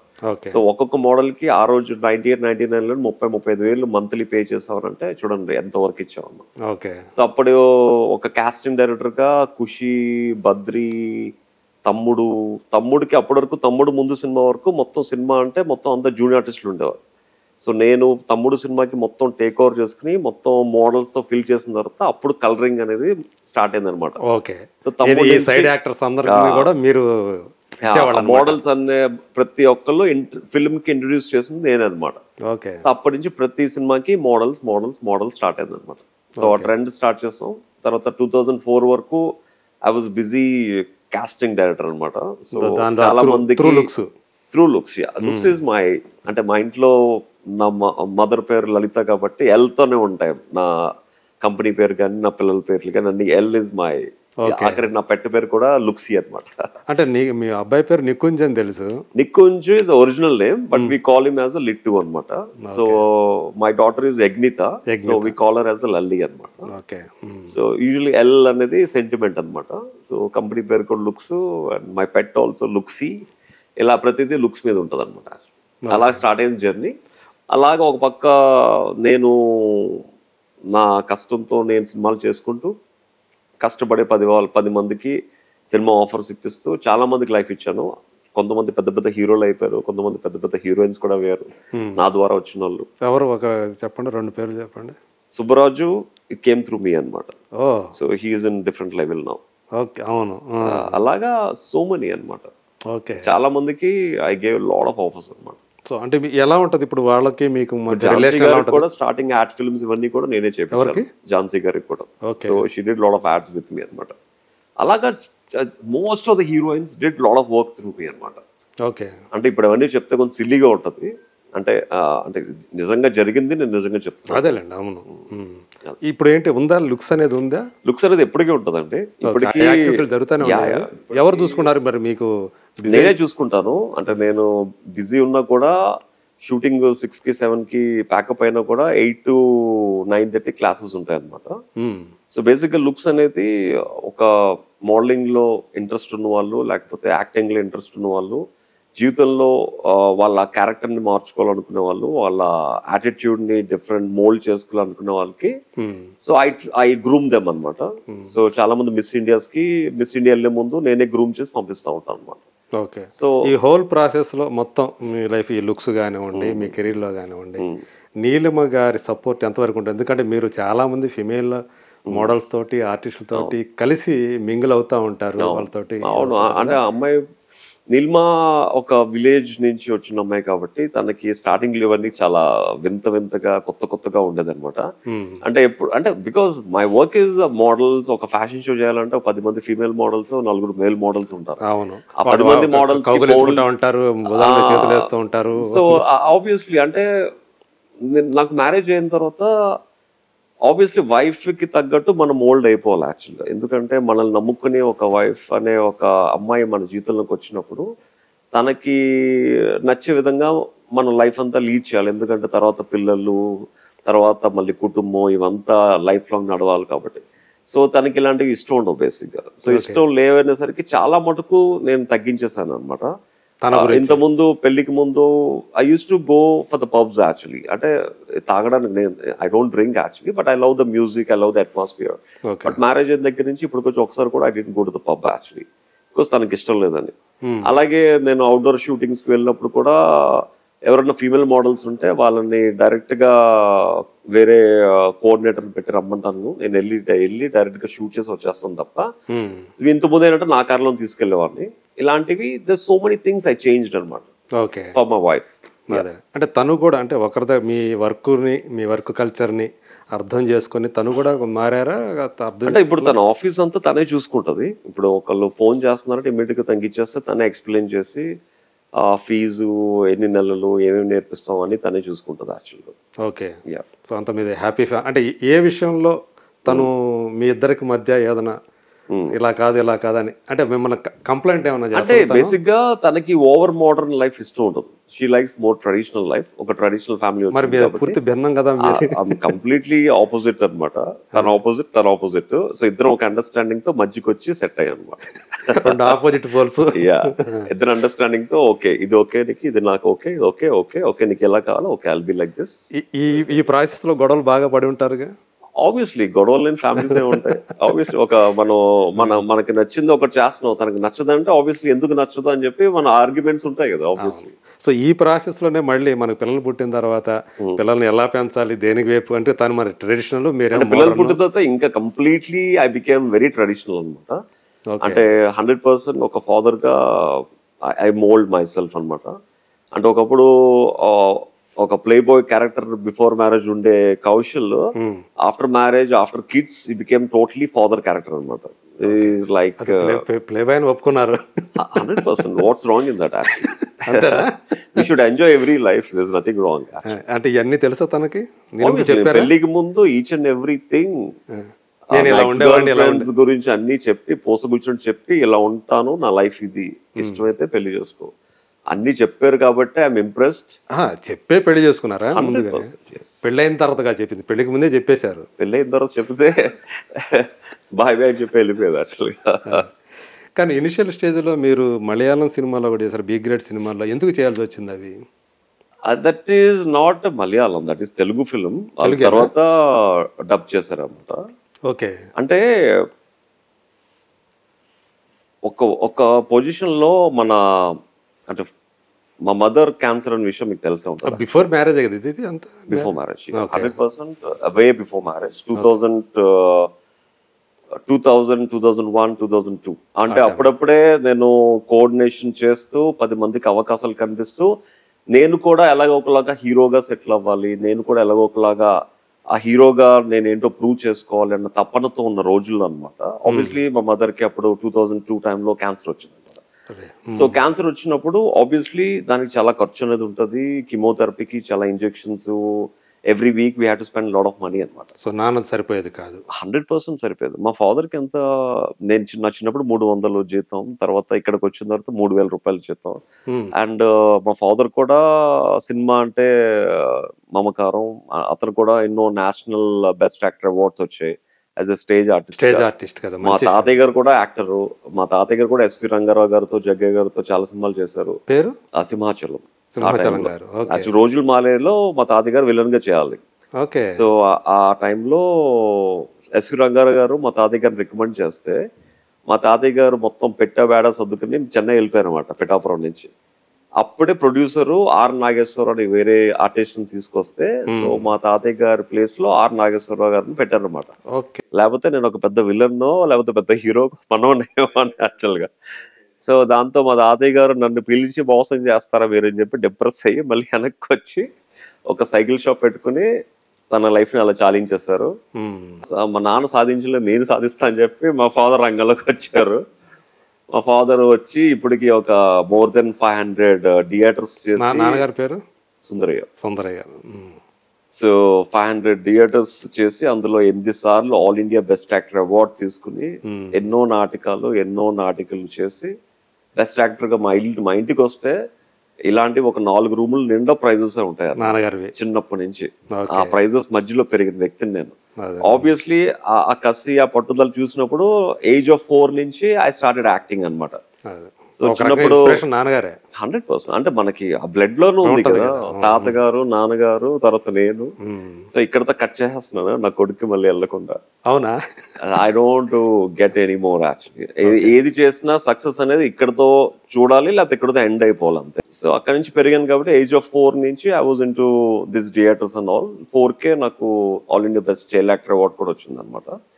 సో అప్పటి నుంచి ఈ క్రియేటివ్ ఫీల్డ్ మీద 100% అనుకోకుండానే ఒక తెలియని క్రియేటివిటీ అనేది బ్లడ్ లోనే ఉందన్నమాట. అదే మనం డైవర్ట్ అయ్యాం యాక్చువల్గా. ఆ టైంలో ఎందుకు చేశారు? ఆ టైంలో ఆ మదర్ కి కీమోథెరపీస్ ఇవన్నీ చాలా డబ్బులు అనమాట. ఆ టైంలో అప్పటికే నేను దీనికి ముందు కూడా ఒక సినిమా చేశాను ఇలాంటిది, అది సూపర్ హిట్ అయిపోయింది ఏంటో. సో దాంతో మళ్ళీ నా పేరే సజెషన్కి వచ్చింది. ఆ టైంలో నాకు డబ్బులు అవసరం. అందులో మీరు హార్స్ రైడింగ్ కూడా చేస్తారు. ఏదో చేస్తాం. ఆ టైంలో డబ్బులు అవసరం. సో ఆ టైంలో అంటే నేను చేసేది నో వల్గర్ యాక్చువల్లీ. కాకపోతే వీళ్ళు తర్వాత అక్కడ మలయాళంకి వేరే సీన్స్ యాడ్ చేసుకుని అక్కడ రిలీజ్ చేసుకున్నారు యాక్చువల్లీ. ఓకే, అట్లా జరిగిందా? మనకు సంబంధం లేదు యాక్చువల్లీ. అంటే మీరు యాక్ట్ చేయలేదు అందులో? నేను యాక్ట్ చేశాను, కాకపోతే చాలా యాడ్ ఆన్ సీన్స్ కనెక్ట్ చేసుకున్నారు అన్నమాట వేరే సీన్స్ తో యాక్చువల్గా. ఓహ్, అట్లా జరిగింది. సో దానివల్ల మీకు ఇబ్బంది కలగలేదా అవి? అది ఏముంది, ఇట్స్ పార్ట్ ఆఫ్ యాక్టింగ్ అండి. మీరు అప్పుడు కాబట్టి మీరు అది చూస్తున్నారు. ఇప్పుడు చేసే ప్రతి ఒక్కరు అదే కదా యాక్చువల్లీ. ఓకే, అట్లా ఇప్పుడు ఎవ్రీబడి ఈస్ డూయింగ్. ఇప్పుడు ఒక రొమాంటిక్ సీన్ లేకపోతే సినిమా లేదు, ఒక రొమాంటిక్ సీన్ లేకపోతే వెబ్ సిరీస్ లేదు. మీరు అప్పుడు కాబట్టి మీరు అలా బోతొద్దలు పెట్టి చూస్తున్నారు. అదే ఇప్పుడు ప్రతి హీరో చేసేది ఇప్పుడు బోతొద్దలు ఎందుకు చూడట్లేదు? Everybody is doing the same.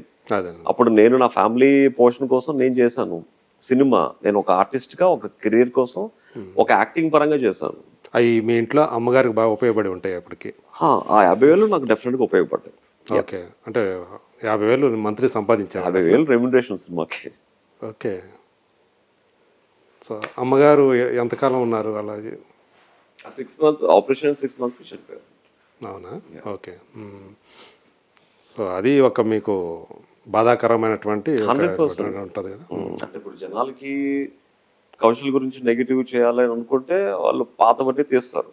But ఇప్పుడు పెద్ద పెద్ద హీరోలే అది లేకుండా సినిమాలు రిలీజ్ చేయట్లేదు యాక్చువల్లీ. అవును, అంటే వాటికి ఒక బి గ్రేడ్ సినిమాలని ఒక పేరు కూడా పెట్టి అప్పుడు. అంటే ఇప్పుడు ఏ బ్యాక్గ్రౌండ్ లేనోడు ఏ గ్రేడ్ సినిమా చేసి మీరు స్టార్ గా చూస్తారు చెప్పండి? ఒక బ్యాక్గ్రౌండ్ లేనప్పుడు అది బి గ్రేడా, సి గ్రేడా, ఏ గ్రేడ్ ఎవడు చూడడు. సినిమా చేస్తున్నాం లేదా అని చూస్తారు. I don't know about the grades. అంటే గ్రేడ్స్ అనేవి చూసే వాళ్ళకి తెలుస్తుంది కానీ చేసే వాళ్ళకి తెలియదు. నేను చేసేవాడికి ఒక ఆర్టిస్ట్ గా సినిమాకి నేను ఎంత న్యాయం చేస్తున్నాను, నా క్యారెక్టర్కి ఎంత న్యాయం చేస్తున్నాను, ప్రొడ్యూసర్ నన్ను నమ్మి డబ్బులు ఎందుకు పెట్టాడో ఆలోచిస్తాడు. కానీ ఆ సినిమా ఏ గ్రేడో సర్టిఫికేట్ తీసుకుని సెన్సార్ నుంచి నా దగ్గరకు వచ్చి నేను చూడను కదా. ఆ సెన్సార్ అనేది తర్వాత గ్రేడ్లు క్రియేట్ అయ్యేది. నేను నా కమిట్ అయినప్పుడు I see as an actor అది నాకు ఎంతవరకు ఉపయోగపడుతుంది, ఆ సినిమా చేయడం వల్ల నా ఫ్యామిలీకి ఫైనాన్షియల్ గా ఎలాంటి హెల్ప్ అవుతుంది. ఒక్కొక్కరికి ఒక్కొక్క కారణం ఉండదు అది చేయటానికి కూడా. మీరు అన్నట్టు మన ఫ్యామిలీ పరిస్థితులు కావచ్చు, మనం కొన్ని పరిస్థితుల్లో ఇరుక్కొని కూడా పోవచ్చు. ఆ టైంలో అవి చేయకపోతే, అది చేస్తేనే మనకి గడుస్తుంది అన్న టైంలో కొంతమంది చేసే అవకాశాలు ఉంటాయి కదా, రకరకాలుగా చేసే పనులు ఉంటాయి. ఇదే కాదు ఏ పనైనా నేను అనేది. సో మీరుకంటే ఎంతో మంది అప్పుడు చేసిన వాళ్ళు ఇప్పుడు సూపర్ స్టార్స్ అయిపోయారు ఇండియా వచ్చి కూడా. అవునవును. అంటే దట్ ఈస్ ఓన్లీ అంటే నేను చేసేవన్నీ కొత్తలో ఎడ్యుకేషనల్ ఫిల్మ్స్ అనమాట. అంటే ఒక ఫిల్మ్ చేయడం వల్ల యూత్ కి ఎలాగ ఉపయోగపడుతుందో దానివల్ల మెసేజ్ ఓరియంటెడ్ ఏంటో మెసేజ్ ఫిల్మ్స్ మాత్రమే చేశాను. అదేనండి. సో ఇప్పుడు చూసుకుంటే అంటే 99 రాజకుమారుడు వచ్చి అయితే 99. సో ఈ పీరియడ్ అంటే మహేష్ బాబు కెరీర్ ఎంతో, తను హీరో అయిన తర్వాత మీ కెరీర్ కూడా అంత వయసు మీ కెరీర్కి. సో ఇప్పుడు ఒక్కసారి మీరు బేరీజ్ వేసుకుంటే, సో మీరు సాధించింది, మీరు అనుకున్నది, అంటే మీరు ఏదైతే ఎంతైతే స్ట్రగుల్ అయ్యారో, ఎంతైతే కష్టపడ్డారో, ఆ కష్టానికి తగ్గట్లుగా మీకు అవకాశాలు వచ్చాయనుకుంటున్నారా, అది ఇంకా రావాల్సి ఉండింది? అంటే నేను ఎప్పుడు నేను ఇంత కష్టపడుతున్నాను, నేను హీరోగా అవ్వాలి లేకపోతే ఇండస్ట్రీలోనే స్టార్ అయిపోవాలని ఎప్పుడు లేదండి. నేను ఒక ఆర్టిస్ట్ ఫ్యామిలీ నుంచి వచ్చాను, ఒక మంచి ఆర్టిస్ట్ గా ప్రూవ్ చేసుకోవాలని అనుకుంటాను తప్ప I never be wanted to be a star actually. అంటే ఒక మంచి నటుడిగా నేను చేసిన క్యారెక్టర్ కి 100% న్యాయం చేయాలని మాత్రం నేను చూస్తాను యాక్చువల్గా. సో ఆబ్వియస్లీ మీకు అవకాశాలు రాలేదు కాబట్టి, బిగ్ బాస్ అనేది అవకాశం వచ్చింది కాబట్టి ఈ అవకాశాలు రాని కసంతా బిగ్ బాస్ లో చూపించుకోవడం జరిగింది. నాకు అప్పటికి స్టార్ హీరో అయిపోయి పెద్ద పెద్ద సినిమాలు చేస్తే నేను చాలా రిలాక్స్ అయిపోయాను బిగ్ బాస్ లో. నేను అంత కసితో, అంత పట్టుదలతో, అంత వేదన అనుభవిస్తూ ఉన్నాను కాబట్టి బిగ్ బాస్ అన్న ఒక షోలో నేనేంటో జనాలకు తెలియాలి. నాకు దొరికిన ఈ అవకాశాన్ని వదులుకోకూడదు. I want to prove 100%. I want to give 100% my best అని చెప్పి నా ఎక్స్పీరియన్స్ అంతా పుల్ చేసుకుని ప్రతి నిమిషం గేమ్ గెలాలి, ఎలాగైనా గెలాలి, గెలిస్తేనే నీకు మళ్ళీ లైఫ్ ఉంటుంది అని ఒక ఆలోచనతో ఆడిన గేమ్ బిగ్ బాస్ అనమాట. అలా ప్రతి నిమిషం వేదన అనుభవించి గెలాలి కసితో ఆడిన గేమ్ కాబట్టి ఫైనల్ గా అందరు బ్లెస్సింగ్స్ తో యాజ్ విన్నర్ గా బయటకు వచ్చాను. అంటే బయటకు వచ్చిన తర్వాత కూడా నన్ను వదలలేదు. అంటే ఒక మనిషి సామాన్యుడిని ఎంత కష్టపడి ఎన్ని సంవత్సరాలు ఇలాంటివి చేసుకుంటూ వచ్చాడో ఆ కష్టం అంతా ఎవరు చూడరు, ఒక గెలుపు చూస్తారు. ఆ గెలుపు ఎంత కష్టపడితే ఆ గెలుపు వచ్చింది ఎవరికి తెలియదు అనమాట.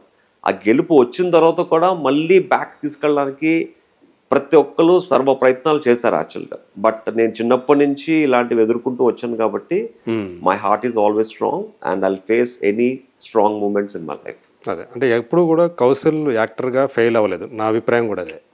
యాక్టర్ కంటే నాకు వచ్చిన ప్రతి అవకాశానికి జస్టిస్ చేసుకుంటే వెళ్ళాను, బట్ అవకాశాలు రాలేదు. కానీ వచ్చిన ప్రతి అవకాశానికి ఐ గేవ్ 100% జస్టిస్. నాతో చేసిన ప్రతి డైరెక్టర్, ప్రతి యాక్టర్, నేను చేసే ప్రతి సీన్లోని, నేను చేసే పెర్ఫార్మెన్స్లోని క్లాప్స్ కొట్టిన క్షణాలు కూడా చాలా ఉన్నాయన్నమాట. Any dialogue, any script, any number of pages you give me with in single take I can do that. అంటే నోబడి క్యాన్, అందరూ చేయగలరు, నేను ఒక్కనే అని కాదు, but I have that confidence. What ever I do I give my 100%. నాకు horse riding రాదు, ఆ సినిమా కోసం హార్స్ ఎక్కాను, అది వెళ్ళిపోయింది అంతే.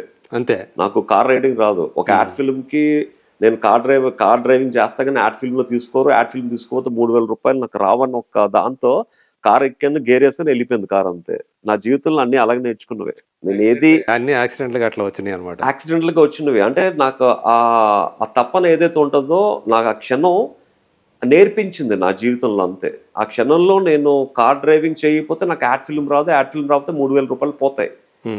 సో నేర్చుకోవాలి. నాకు కార్ డ్రైవింగ్ రాదంటే యాడ్ ఫిల్మ్ ఇవ్వరు, నాకు వచ్చని చెప్పాను, కమిట్ అయ్యాను. సో లక్కీగా కార్ గేర్ వేసాను. అప్పుడు నా పక్కన అప్పుడు యూట్యూబ్లో ఏం లేవు కార్ డ్రైవింగ్ ఎలా చేయాలో నేర్చుకోవడానికి. I'm talking about 98 when I was 17-16 years old ఉన్నప్పుడు. నా లక్కీగా నా పక్కన కూర్చున్న నా ఫీమేల్ మోడల్ కార్ డ్రైవింగ్ వచ్చి తనని అడిగి ఎలా చేయాలి ఏంటని చెప్తా ఉంటే నేను అప్పటికప్పుడు షార్ట్ ముందు నేర్చుకున్నాను. కరెక్ట్ గా షార్ట్ కి ఓకే అయిపోయింది అనమాట. లైఫ్ లో అన్ని అలా నేర్చుకున్నాను. నా మోడలింగ్ కాలేదు కదా, 100% కాలేదు. I have confidence. ఇప్పుడు నాకు ఫ్లైట్ నడపాలి, నాకు ఫ్లైట్ నడపడం రాదు, బట్ ఒకసారి చూపిస్తే నడిపేస్తాను. అలాగే ప్రతిదీ ఒక పాఠం నేర్పిస్తుంది మీకు జీవితంలో. మీ అవకాశం, మీ అవసరం అనేది మీకు అవకాశం ఇస్తే ఒక పాఠంలాగా నేర్చేసుకుంటారు అన్నమాట. అంటే కౌశల్ సింగిల్ టేక్ ఆర్టిస్ట్ అనమాట. 100%. ఓకే. సో మీరు ఇప్పుడు యాక్టర్ అయిన తర్వాత ఎన్నో సినిమాలు చూసుంటారు, వేరే ఎక్కడెక్కడి నుంచో తీసుకొచ్చి ఆఫర్లు వాళ్ళని క్యారెక్టర్స్ ఇస్తూ ఉంటారు. సో ఇవన్నీ చూస్తున్నప్పుడు అరే ఇది నేనెందుకు మిస్ అయిపోయాను, నన్ను ఎందుకు కన్సిడర్ చేయరు అన్న ఆలోచన. నేను చాలా మంది డైరెక్టర్లు అగైనెస్ట్ అవడానికి రీజన్ కూడా అదే యాక్చువల్గా. ఇప్పుడు హిందీ వాళ్ళని హిందీ నుంచి ఇక్కడి నుంచి అక్కడి నుంచి తెలుగు రాకుండా ఆడికి చేత రాని తెలుగుని నొక్కి నొక్కి పట్టుకుని ఆడి చేత చెప్పించి రోజంతా చేసి ఆడేదో వెనకాల చెప్తుంది, ప్రాంప్ట్ తీసుకుని ముందు చెప్తాడు. కానీ సో ఇవన్నీ చూసి నేను డైరెక్టర్ల దగ్గరికి డైరెక్ట్గా వెళ్ళి అడిగేసాం. అది సార్ ఏం అవసరం సార్ మీకు ఇంత కష్టపడి ఆడికి నేర్పించి ఆడికి చెప్పి ఆడిని చూపించి ఇప్పుడు వాడిలాగా మేము ఉన్నవా లేకపోతే మాకన్నా బాగా యాక్ట్ చేస్తాడా అంటే మార్కెట్, వాడిని పెట్టుకుంటే బిజినెస్ అవుతుంది. ఆ బిజినెస్ అని ఒక్క అవసరం ఆ ప్రొడ్యూసర్కి, ఆ డైరెక్టర్కి, వాడిని పెట్టుకుంటే నేను చేసిన సినిమా చూస్తారు, వాడిని పెట్టుకుంటే నేను డైరెక్టర్గా ఎలివేట్ అవుతాను. వాళ్ళ ఒక్క అవసరాన్ని మనం ముందుకు రాకుండా చేస్తుంది అనమాట. చాలా మంది ఎంతో టాలెంటెడ్ యాక్టర్స్, ఎంతో టాలెంటెడ్ పీపుల్ ఇన్ తెలుగులో. ఇప్పుడు తెలుగు రాష్ట్రాల్లో తెలుగు సినిమాలు చేయబోదు వాళ్ళు ఎక్కడికి వెళ్ళి అడుక్కోవాలి. యాక్చువల్లీ తెలుగు రాష్ట్రాల్లో తెలుగు వచ్చిన ప్రతి ఒక్కళ్ళు తెలుగులోనే ట్రై చేసుకోవాలి. సో తెలుగు భాష వచ్చిన వాళ్ళని వదిలేసి ఎక్కడో మార్కెట్ ఉందని వాడిని తెచ్చి చేయడం వల్ల వీళ్ళ అవకాశాలు పోతున్నాయి కదా. వీళ్ళు తెలుగు వదిలి వేరే భాషల్లో ఇలా చేయడానికి వాళ్ళకి ఫేమ్ ఉండదు. వాళ్ళకి ఎక్కడో ఫేమ్ ఏదో విధంగా వస్తుంది, ఆ ఫేమ్ని మన వాళ్ళు క్యాష్ చేసుకుంటారు. ఇక్కడ ఫేమ్ రావాలంటే అవకాశం వస్తాయి కానీ క్యాష్ అనేది అవ్వదు కదా. ఒక యాక్టర్కి ప్రూవ్ చేసుకోవాలంటే అవకాశం రావాలి. అవకాశం వస్తేనే కదా తనకి మార్కెట్ ఉందో లేదో, లేకపోతే తను పెర్ఫామ్ చేయగలదో లేదో అని తెలుస్తుంది. ఇప్పుడు చాలా మంది హీరోలు కష్టపడి సినిమా చేస్తారు, చేసిన తర్వాత ఏమవుతుంది, సినిమా ఫ్లాప్ అవుతుంది. అది హీరో తప్పు కాదు, ఆ సినిమా ఆ డైరెక్టర్ తప్పవచ్చు, లేకపోతే కథది తప్పవచ్చు, లేకపోతే తీసే విధానం తప్పవచ్చు, లేకపోతే ప్రొడక్షన్ తప్పవచ్చు, ఆ సినిమాకి న్యాయం చేయకపోయినా ఆ కంప్లీట్ వ్యవస్థ తప్పవచ్చు. ఆ మొత్తం రెస్పాన్సిబిలిటీ అంతా హీరో మీద పడుతుంది. ఒక సినిమా ఫ్లాప్ అయిందంటే మళ్ళీ 10 సంవత్సరాలు వెనక్కి, మళ్ళీ 10 సంవత్సరాల వరకు మళ్ళీ వెనక్కి వెళ్ళి మళ్ళీ స్క్రాచ్ నుంచి మళ్ళీ అందరిని అడుక్కుంటూ చిన్న చిన్న క్యారెక్టర్లు చేసుకుంటూ లేకపోతే చిన్న చిన్న సినిమాలు చేసుకుంటూ ఏదో ఒక సినిమాలో లక్ దొరికితే మళ్ళీ ఆ లక్ని బేస్ చేసుకుని మళ్ళీ హీరోగా ప్రూవ్ చేసుకోవాలి. This lot of tensions in the film industry అనమాట. అంటే అందరూ ఒక ఎంటర్టైనర్గా, ఒక యాక్టర్గా, ఒక హీరోగా చూస్తారు, విజిల్స్ వేస్తారు, సెల్యూట్ కొడతారు, మెచ్చుకుంటారు, వెళ్ళిపోతారు. బట్ ఆ హీరో పడే కష్టం, అందులోని బ్యాక్గ్రౌండ్ లేని హీరో పడే కష్టం ఎవరికి తెలియదు. ఆ కష్టం వెనకాల ఎన్నో రోజుల శ్రమ ఉంటుంది, ఎన్నో రోజుల ఆకలి ఉంటుంది, ఎన్నో రోజులు నిద్రపోకుండా చేసిన ప్రయత్నం ఉంటుంది. ఓకే. సో అందు గురించి మీరు పెద్ద సినిమాల్లో పార్ట్ కావట్లేదు అనుకోవచ్చా? మేబీ అనుకోవచ్చు. మేబీ నేనుంటే, మేబీ నా ఫ్యాన్స్ వాళ్ళకన్నా ఎక్కువ ఉంటే వాళ్ళకి ఎఫెక్ట్ అని నన్ను తీసుకోకపోవచ్చు. మేబీ నాకు మార్కెట్ లేకపోవడం వల్ల ఆ సినిమా చేసిన ఆ క్యారెక్టర్ అదే ఒక హిందీ హీరోని లేకపోతే హిందీ విలన్ని తీసుకుంటే హిందీ రైట్స్ బిజినెస్ ఎక్కువ వస్తుందని వాళ్ళని తీసుకోవచ్చు. This lot of reasons. ప్రతి రీజన్ ఎత్తుక్కుంటూ పోతే మనకి ఈ రోజు ఇంటర్వ్యూ టైం సరిపోదు. లాట్ ఆఫ్ రీజన్స్ అనమాట. యాక్చువల్గా ఎన్ని సినిమాలు చేశారు మీరు హీరోగా? 12 సినిమాలు చేశాను. ఓకే. ఆర్టిస్ట్గా 90 సినిమాలు. 90 సినిమాల్లో 12, ఒక డజన్ మాత్రమే హీరోగా చేశాను. సో ఇప్పుడు ప్రజెంట్ మీ చేతిలో ఉన్నటువంటి సినిమాలు ఏంటి? అంటే నేను డిసైడ్ అయింది ఏంటంటే, ఒక హీరోగా కన్నా ఒక మంచి ఆర్టిస్ట్గా నిలదొక్కుకోవాలని. ఆర్టిస్ట్ అవడానికి హీరో అవ్వాల్సిన లేదు. So any character will make you good artist అన్న థాట్తో ఒక థియేటర్ బ్యాక్గ్రౌండ్ నుంచి వచ్చాను కాబట్టి ఎనీ క్యారెక్టర్, అంటే ఆ క్యారెక్టర్కి ఒక చిన్న వాల్యూ ఉంటే I'm ready to do any good role in that film అనమాట. I want to be myself busy. ఆ బిజీ ఉన్నప్పుడు అంటే నేను ఇప్పటివరకు 10 పడవల మీద కాలేసాను. నేను ఒక్క పడవ మీద ఎప్పుడు ట్రావెల్ చేయలేదు. అదే. కాకపోతే ఈ సంవత్సరం అంటే ఈ 10 పడవల మీద కాలేయడానికి కూడా రీజన్ అదేనా? మీ ఫ్యామిలీ బ్యాక్గ్రౌండ్, 10 పర్సనల్ మీద కాలేయడానికి రీజన్ ఏంటంటే I don't to SIT free అనమాట. నా తల్లి చనిపోయిన తర్వాత ఏమైందంటే, నా తల్లికి నేను ఎక్కువ ప్రేమిస్తాను అనమాట. So we love each other so much. ఇప్పుడు మీ నాన్నగారు కూడా అంతే. నేను చూస్తుంటే, మీ ఇన్స్టా చూస్తుంటే నాన్నగారితో మీరు తీసుకున్నటువంటి వీడియోలు కానివ్వండి. అంటే నాన్నగారికి మొన్న యాక్చువల్గా అనుకోకుండా బ్రెయిన్ స్ట్రోక్ వచ్చి బతికారు అనమాట. సో నా తల్లికి ఎలాగో నేను న్యాయం చేయలేకపోయాను. సో అట్లీస్ట్ ఫాదర్తో at least I want to spend some good moments అని చెప్పి నేను ఎక్కడికి వెళ్ళినా తీసుకెళ్తున్నాను. గోవా కూడా తీసుకెళ్లారు? ఫస్ట్ టైం తన లైఫ్ లో ఫస్ట్ టైం అనమాట గోవా రావడం. ఎంజాయ్ చేశాను బాగా. 10 పడవలు కాల్ వేస్తే ఇన్ని సంవత్సరాలు ట్రావెల్ చేశాను. ఎందుకంటే నేను ఫ్రీగా ఉండడం నాకు ఇష్టం లేదు. నాకు ఫ్రీగా ఉంటే మా మదర్ ఎక్కువ గుర్తొస్తూ ఉంటారు. సో ఏదో ఒక పని చేయాలని చెప్పి ఏదో ఒక పని చేసుకో. అందుకే పొద్దున్నేమో నేను షూటింగ్ వెళ్ళి వచ్చేవాడిని. ఆఫ్టర్నూన్ షూటింగ్ అయిపోతే ఫ్యాషన్ కొరియోగ్రఫీ చేసేవాడిని. ఈవినింగ్ మోడల్స్ కోఆర్డినేట్ చేసేవాడిని. నెక్స్ట్ సినిమా కోసం అలా ఫోటోగ్రఫీ చేసామని. ఇలాగ ప్రతి ప్రొఫెషన్లో I mean to event management చేసామని, ఈవెంట్స్ చేసామని, చాలా చేసామని అనమాట. బట్ ఏదో ఒకటి చేస్తూ ఉంటూ ఫ్రీగా మాత్రం ఉండక, earn something without sitting without anything. So I keep doing something on other అనమాట. సో ఎప్పుడు నేను యాక్టర్గా 100% ఫోకస్ చేయలేదు. But 2024 I want to give my best in acting అనమాట. 2024లో అన్ని పడవలు ప్రస్తుతానికి షెడ్ లో పెట్టి ఈ ఒక్క పడవ ముందుకు తీసుకెళ్తామని డిసైడ్ అయ్యాను. సో అల్టిమేట్ గా కౌశల్య గోల్ ఏంటి? అదే మా తాతగారు సాధించలేదు, మా ఫాదర్ సాధించలేదు, సాధిద్దామని డిసైడ్ అయ్యాను. ఇప్పటివరకు డిసైడ్ అవ్వలేదు. ఎందుకంటే మా ఫాదర్ కూడా మొన్న ఒక మాట అన్నారు, నీ టైం అయిపోయిందిరా, నువ్వు కూడా మాకులాగే ప్యాకప్ అనుకున్నాను అన్నారు అనమాట. 40+ వచ్చారు కదా, ఆల్మోస్ట్ 40 టచ్ అయ్యాం. సో అది నాకు చాలా హర్ట్ అనిపించింది. సో అట్లీస్ట్ మా తాతయ్య గారి ఆత్మ కోసం మా ఫాదర్ బతికుండగానే I want to do something అనమాట. So I'm decided that I told my wife also. So I just give me 100% freedom in this acting. So I'll try my best. ఇందాక ఒక మాట అన్నారు, నాతోటి ఇదే అన్నారు. ఎందుకని మీ అబ్బాయికి దీని మీద వద్దనుకుంటున్నారా? మా అబ్బాయి ఇంట్రెస్ట్ లేదు. ఫస్ట్ నుంచి ఇంట్రెస్ట్, పడ్డ కష్టాలు ఇవన్నీ మీ అబ్బాయి పడకూడదు అవి చేశాను కానీ. So we don't want to get him into this field. అందుకని తీసుకొని, ఎందుకంటే ఆ కష్టం, స్ట్రగుల్ అనేది నేను చూసాను, నా ముందు తరాల్లో చూసాను కాబట్టి ఆ కష్టం చాలనుకుంటున్నారా? నేను ప్రేమిస్తున్న వాళ్ళకి ఆ కష్టం రాకూడదని ఐఎమ్ ఫీలింగ్ అన్నమాట. చూద్దాం, అంటే భవిష్యత్తు ఎట్లా ఉంటుందో తెలియదు, వాళ్ళ ఇంట్రెస్ట్ ఎలా ఉంటుందో తెలియదు కాబట్టి తెలీదు. బట్ అది ముందే కట్ చేయాలని, మొక్క వంగనిదా మానయ్య వంగని అంటారు కదా, చిన్నప్పుడే కట్ చేస్తే పెద్దగా ఫీలింగ్స్ కూడా మొక్కని అదే ఆ ఇంట్రెస్ట్ ఒకవేళ ఉన్నా కానీ కట్ చేస్తావు. కట్ చేయాలనుకుంటున్నారు. అంటే ఇక్కడ ఇంట్రెస్ట్ ని ముందే కట్ చేసేస్తే అదే శోభన్ బాబు గారి ఆలోచన లాగా అనమాట. ఆయన కూడా ఇప్పుడు పిల్లల్ని తీసుకురాలేదు కదా, అట్లా వద్దను తను అంటే మనతో పాటు షూటింగ్ తిప్పుకుంటే వాళ్ళకి కూడా ఆ ఫీలింగ్ వచ్చేస్తుంది. మరి మీరు అన్నారు నా బ్లడ్ లో ఉందని మీరు అన్నారు, అట్లా మీ అబ్బాయి చిన్నప్పటి నుంచి మా ఫాదర్ తిరిగాను కాబట్టి నాకు ఫీల్ వచ్చింది అనమాట. సో మా అబ్బాయి విషయంలో సో నేను ఎక్కడికి షూటింగ్స్ పట్టుకెళ్ళాను అనమాట. ఓకే, అదే నిర్ణయం చేసుకున్నారు కాబట్టి దూరంగా ఉంచాలని. Yeah, so thank you Kaushal. Thank you అండి. సో మీ జర్నీలోని కొన్ని ఇంట్రెస్టింగ్ విషయాన్ని మాతో షేర్ చేసుకున్నారు. సో మీరు ఏదైతే అనుకుంటున్నారో ఒక మంచి ఆర్టిస్ట్గా మేము కూడా కోరుకుంటున్నాం. కౌశల్ తన గోల్ని రీచ్ కావాలని చెప్పేసి, ఫ్యూచర్ బాగా ఉండాలని చెప్పేసి, కెరీర్ బాగుండాలని మనస్ఫూర్తిగా కోరుకుంటూ థ్యాంక్ యూ సో మచ్. పదాలు తెలియని పెదవులకు అమృత వాక్యం అమ్మ. సంతానలేమి సమస్యతో బాధపడుతున్న ప్రతి స్త్రీమూర్తి బాధను మేము అర్థం చేసుకోగలం. 49 వరల్డ్ బెస్ట్ ఎంబ్రియాలజీ ల్యాబ్ మరియు జిల్ట్రిక్స్ అలారం సిస్టాన్ని మొట్టమొదటిసారిగా ఏపీ మరియు తెలంగాణలో ఈ నెల 9న ప్రముఖ సినీ నటి స్నేహ, స్పెయిన్ దేశానికి చెందిన international senior embryologist Javier Herrera గారు ప్రారంభించారు. ఈ శుభతరుణంలో రక్త పరీక్షలు, AMH test, RBS, semen analysis, ultrasound scan, follicle scan ఈ నెల 31 వరకు ఉచితంగా అందిస్తుంది. 49 49 అంటే సంతానం, 49 అంటే సంతోషం.